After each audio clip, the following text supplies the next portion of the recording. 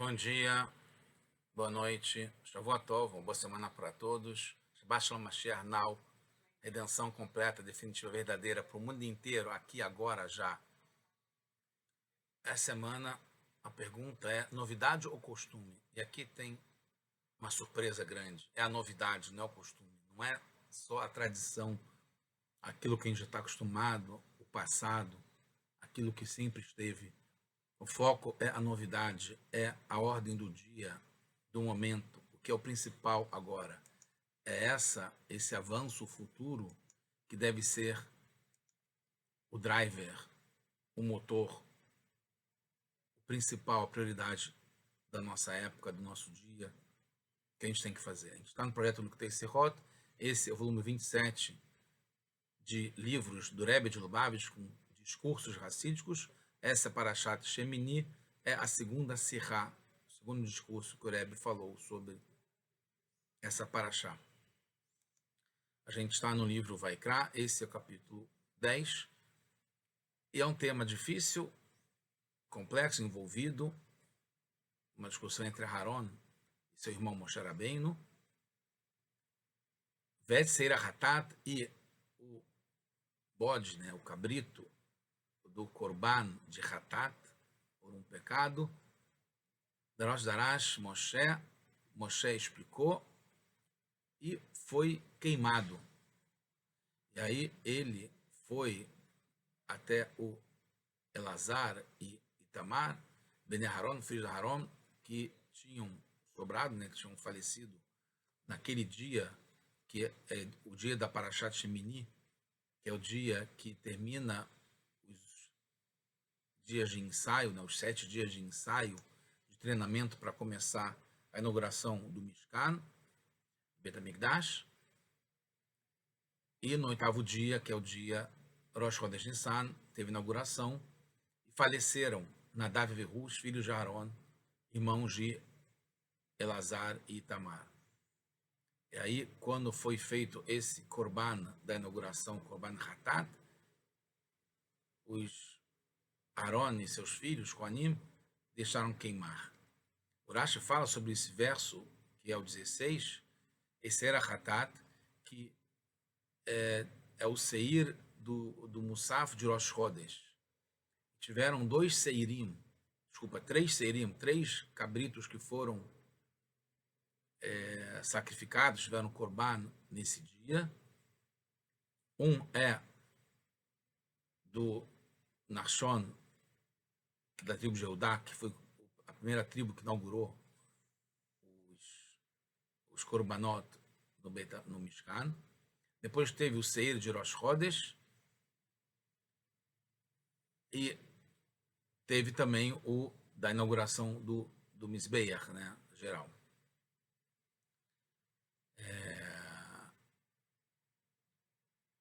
E de todos eles, né, desses 3, o da inauguração, o do Nachshon e o do Rosh Chodesh, nenhum foi queimado, a não ser esse do Rosh Chodesh.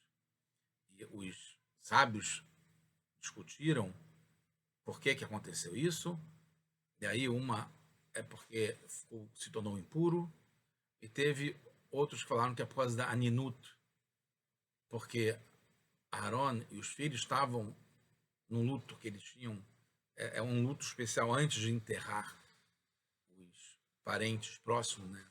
Filhos, pais e irmãos.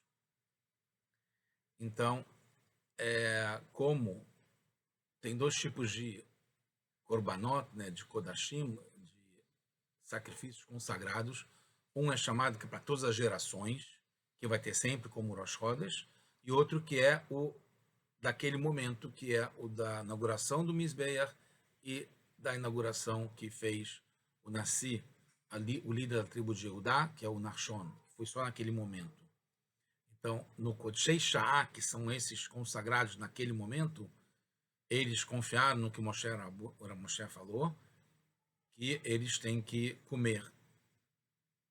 E o Dorot, né, que é para todas as gerações, que é o Korban, que passou a ter sempre, do Rosh Chodesh, que a gente na reza faz até hoje, Musaf Rosh Chodesh, está em Zvachim, né, na Gemara, dizendo que o Aaron não seguiu o que Moshe Rabbeinu falou e deixou queimar e não comeu.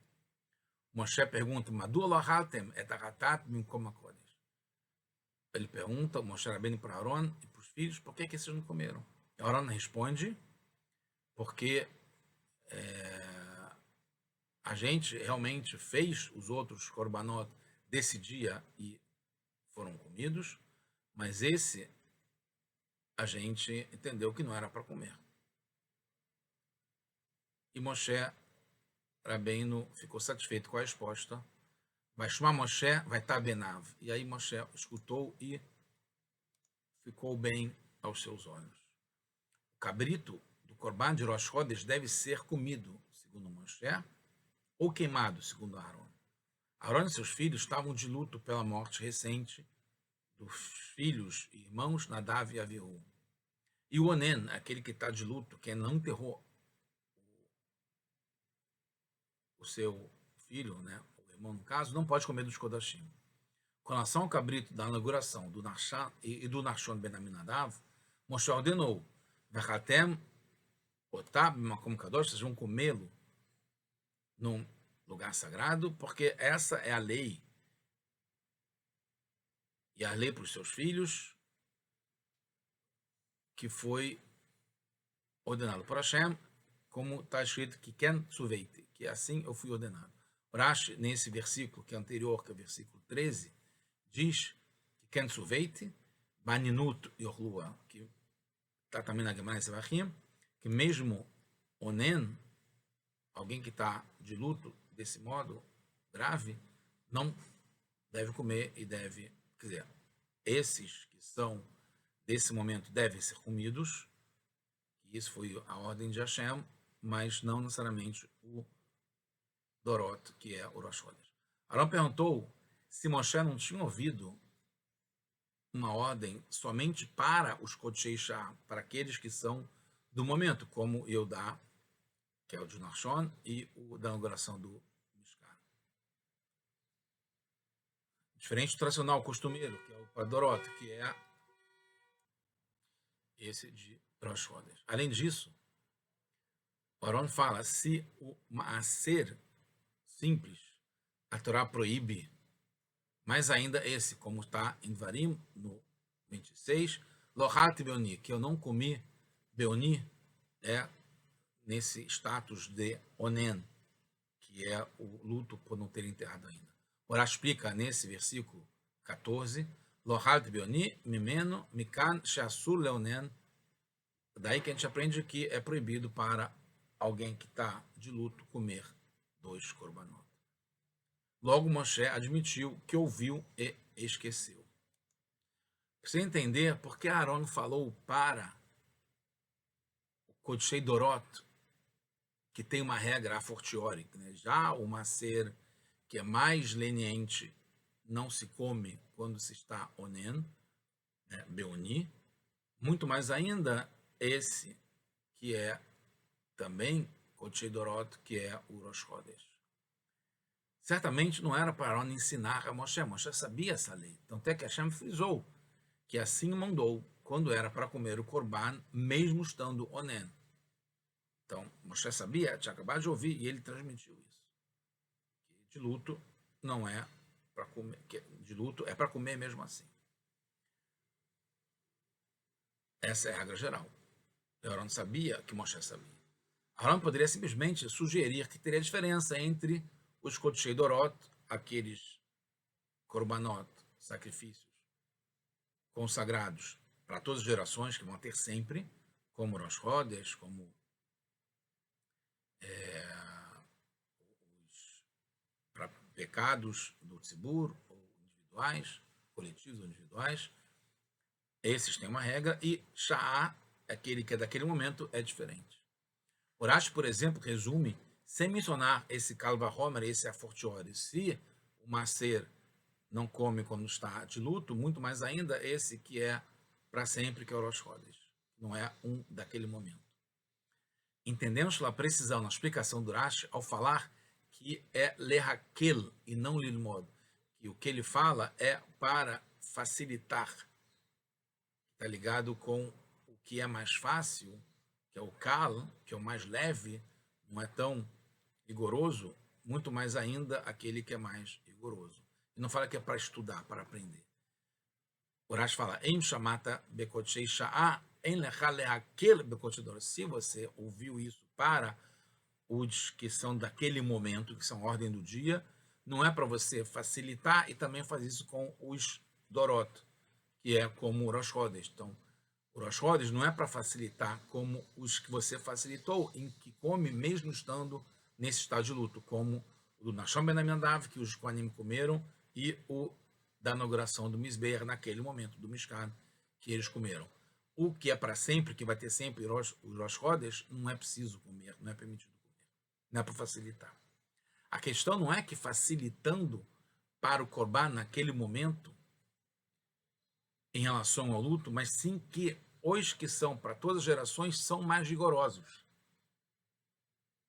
Então não é para comer.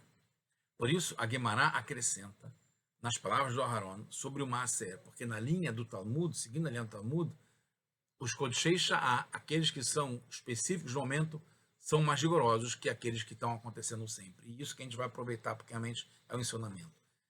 Aquilo que é imperativo agora, o que tem que fazer naquele dia, assume uma prioridade, uma responsabilidade, um rigor maior do que aqueles que são sempre para todas as gerações. Tem também uma discussão grande, mas vamos passar rapidamente pela Guemará em Pesachim, na página 83, Aleph, entre o Rabi Yossi Aglili e os Rachamim, e a explicação do Rashi. Segundo Rabi Yossi Aglili, ele traz nossa paraxá, Shemini, que se alguém entrou com o sangue que foi feito shkita do korban fora, externo, ele leva esse korban hatat, o sangue, para dentro, no altar interno, precisa queimá-lo, não pode consumir isso. Essa é a pergunta do Moshe para Aaron. Já que eles não entraram com o sangue do korban, do Rosh Chodesh, dentro do altar interno, que aí teria que queimar, que essa é a lei como está propondo Rabi Yossi Aglili, por que eles queimaram? Mas os Rachamim, os sábios, discutem com Rabi Yossi Aglili, em Pesachim e falam que eles aprendem isso de outro modo, que é como explica o Rashi, pois não aprendemos os korbanot, os kodshei dorot, os que korbanot, sacrifícios foram consagrados para todas as gerações, que todas as gerações têm que ser feitos, a gente não aprende desses, que é para sempre, em relação ao que tem naquele momento, né, que é o de Nachshon e da inauguração do Mishkan, porque, segundo o Rashi, os Dorot seria mais rigoroso, os Ramim Dorot seria mais rigoroso, que vão acontecer sempre. Tem uma outra situação, que é uma orientação momentânea para os Kodshei Dorot, aqueles sacrifícios que são para sempre, todas as gerações vão ter que fazer. Mesmo que essas são mais rigorosas que os Kodshei Dorot simples, como o Korban de Rosh Chodesh na inauguração do Mishkan. Esse Korban de Rosh Chodesh, o Musaf de Rosh Chodesh, até sempre teve na inauguração do Mishkan e até sempre, como tem até hoje, a gente faz a reza no Rosh Chodesh, sempre tem Rosh Chodesh, a gente faz o Musaf de Rosh Chodesh. Mas, mais ainda, os que são de verdade, como Nachshon e inauguração do Mishkan, que foi naquele dia especificamente. Então seria o contrário. Se tem uma leniência nos Kodshei Sha'ah, aqueles que são do momento, muito mais ainda naqueles que vão ter sempre, vão se repetir. Ainda não chegamos a uma conclusão. O que vale? O que está no Rashi ou no Talmud? Qual o mais rigoroso? Os Kodshei Dorot, aqueles que contêm todas as gerações, ou aqueles que foram específicos no momento, que é o Sha'ah? A coisa muda de figura se o foco é entender qual tipo de Kodshei Sha'ah era. Aqui que muda um pouquinho.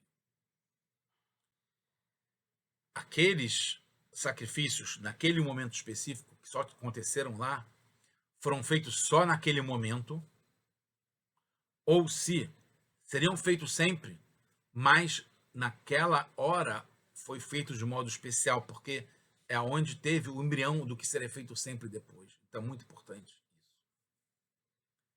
Atividades que serão feitas sempre, mas que na inauguração, no primeiro momento, no embrião, tem que caprichar mais ainda, como o neném. Então, há mais cuidado nas primeiras semanas, meses, primeiros anos, que vai definir como vai ser na sequência. Outra questão, se os Kohanim comerem, faz parte da inauguração do altar, no caso dos 8 dias dos Miluim, que teve essa prática dos 7 dias, e teve o 8º dia, não foi isso porque não teve a inauguração do altar. Quando eles comeram, o Mishkan já tinha sido inaugurado. O mesmo para o sacrifício de Nachshon, porque os Kohanim só comeriam depois de já ter sido inaugurado. Então não está ligado comer com a inauguração. Então, pelo Rashi, os Kohanim comerem, nesse caso, não tem relação com as gerações futuras. Então são mais lenientes e podem comer mesmo estando de luto. Quando os Kohanim comem, trazem capará para os donos, trazem uma expiação, um perdão. Por isso, para o Talmud e a Halachá, esses Kodesh, esses Korbanot, daquele momento, são mais rigorosos que os Dorot, porque eles trazem esse perdão, que é fundamental para aquele momento. Entenderemos também por que Moshe ficou satisfeito com a resposta de Aaron. Na Gemara, em Zevachim, é dito que Moshe não se envergonhou e admitiu que tinha ouvido, mas esquecido. E Urashi não diz que teve esquecimento. Segundo o Talmud, se não fosse esse Kalva Homer, esse Afortiori, já que o Maser é mais leniente e não se come quando está de luto, que o Aaron trouxe, eles teriam que comer mesmo de luto. Porque era Kodesh, era daquele momento que é definir como seria para sempre. Então são mais rigorosos que todas as gerações, a tradição, o costume, o que tem para sempre. Porque é o que define, é o começo. Então Moshe, na hora da ação, não lembrou do Maser que dava esse raciocínio do Afortiori, já que é mais leniente e não se come quando em luto. Segundo Rashi, foi uma questão de entendimento. Moshe entendeu que comer em luto é ligado ao dia, que é o 8º dia dos Miluim, dos treinamentos. E não tem diferença entre o que é momentâneo, daquele momento Sha'á, e Dorot para gerações. É tudo ligado com aquele 8º dia. A regra é a mesma. Aaron entendeu, não, que a permissão para comer enquanto de luto é só para os korbanot especiais, ligados ao 8º dia do Miluim, que é o do Nachshon e o da inauguração do Mishkan, mas não para todas as gerações. Pode ter um erro no entendimento, mas não um esquecimento de como é que é o entendimento. Por isso que o Rashi não traz o esquecimento. Ele traz só que Moshe não entendeu assim. Ele não ouviu. Aprendizados práticos é que a gente está terminando e trazendo para a realidade uma coisa muito fantástica. Primeiro, devemos ficar atentos, uma atenção redobrada aos assuntos que são como Kodshei Sha'ah, que são do momento, a oportunidade, the order of the day, a prioridade do dia. Os Kodshei Dorot, aqueles que são para todas as gerações, são fixos, não tem mudanças, não são tão difíceis de vencer. O Yetzer, o lado contrário, o adversário que quer derrubar. Porque a gente já passou da fase de dificuldade, quando todos os começos são difíceis, já passou, já está maduro, já está saturado. Então não tem mais tanto combate, não tem mais tanto desafio, não tem mais tanta dificuldade colocado pelo adversário. E o costume vira a natureza. Mas quando o assunto é imperativo do momento, os desafios são grandes. O adversário vai contra com toda a força, com a provocação. O que mudou agora? Nunca foi assim? Agora está mudando? Os costumes nossos antepassados não eram assim. Minha mãe fala isso. Meu avô não fazia assim, meu pai não fazia assim. Por que você quer rigorar e fazer mais? Então, esse é o desafio.